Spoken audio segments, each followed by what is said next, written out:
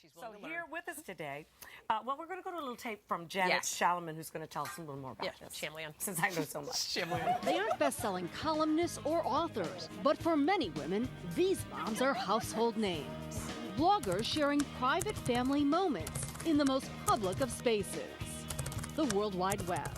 Blogging is cheaper than therapy. Didn't know anybody that thought motherhood was really hard, or at least would talk about it. My husband is perfectly fine with me blogging about anything. Readers definitely respond when I do write about family. Do you ever blog about sex?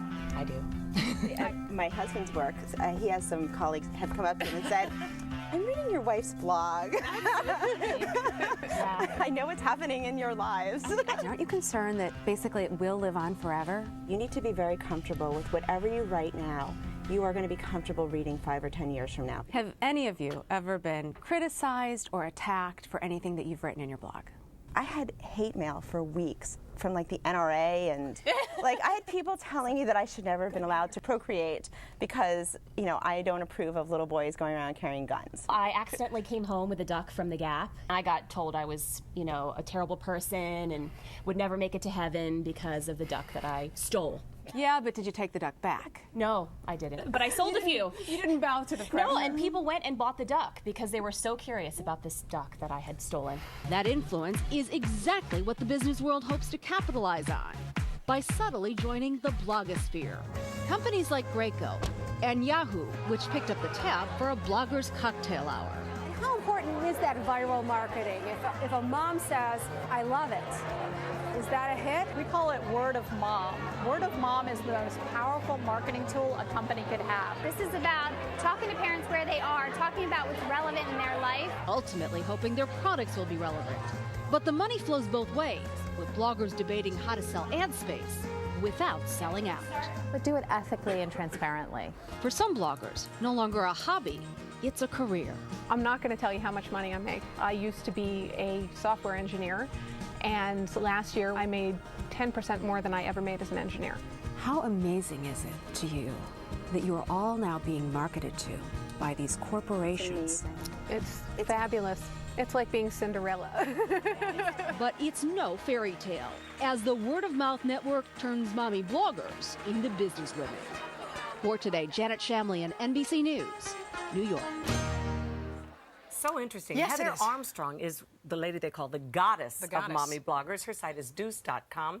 And welcome to the show. Hi. And how long ago was it you started your blog? I started my blog in 2001, so about 7.5 years ago. And why? Because there was an opportunity to make a space of my own on the internet, and it was something I could design and write and edit myself. It seems like a lot of the stuff on these blogs are things I would call my best friend and tell her on the phone, as opposed to put out there for the kind of the world to see. Why do you want it all out there for everyone to see? Well, I think it is a new way to reach out to people and a new way to form communities. And I have formed incredible relationships and have received amazing support from people who read what I write. Do you have a line that you've drawn basically about you will not cross? Because I know you put your daughter's picture on a daily basis, right? Yeah, my boundaries have changed since the beginning of the website, and they constantly shift and move, and I definitely have, you know, rigid boundaries about what I will and will not talk about.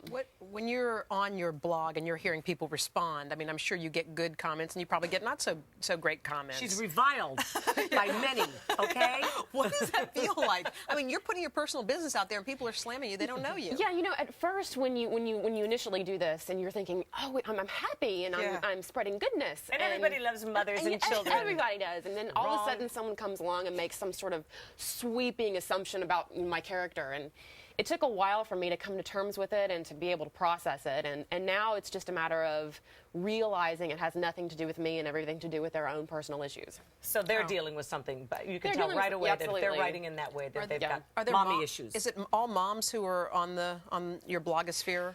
No, I have a pretty wide range of an audience. I mean, a lot of like older men and younger men, and now I understand that your husband, who started, you were doing this, and then all of a sudden it was becoming lucrative, so he left his job and now runs your business. He runs the business end. He has relationships with the ad network. He makes sure everything runs smoothly, and and is there to mock me all day long. You wrote on your blog that you worry that your daughter will resent you because all of her business is being put out there, and there's some pictures of her as well. Tell me about that. You have potty the little training, all those kinds of things. You that are have that kind little of private. thing you wrote on the Well, blog. I said recently, people have come to me and said, your daughter's going to resent you for all of this. Right. And I think what they fail to realize is that there is this community of women who have stood up and said, what we're doing is hard, and we want to feel less alone with ourselves. And my child may resent me for writing about the time that she was in diapers, but I have every reason to believe that she's going to get over that part, realizing the good that can come from what we're doing. You're eventually going to get to the point where you're muzzled by your children. That happened to me. Absolutely. And then are you going to respect their wishes? And if stop my doing daughter says, I don't want you to ever blog about me again, I will stop right then. Does she know, though, that you're doing it now? Does she Oh, have the she does, actually. She wakes up in the morning and she says, can I watch the videos of Lita? So she's she loves the pictures and loves the photos. It's an interesting subject. I have mixed emotions about it. I have to be honest with you. I think you seem like a lovely lady. But the What are you privacy, about to say? No, I'm not going to make any judgment at all. Just saying that there's something that worries me about it. And I don't know enough about computers, obviously, I just know about the fears I have about computers. Right, and just the sort of the safety Well, issue. Do you have fears about people walking? I mean, you live in New York City. No, I don't. See, gotcha. But you work If in I New did York and I City. had a terrace, guess what, Heather? I would want to know how to create an outdoor room, which we're about to do. Thank you so nice much. to It was meet you. great Thank you for meeting being you with too. us. Thanks, son. And we will be back. Dooce.com. We are going outside, and we are going to make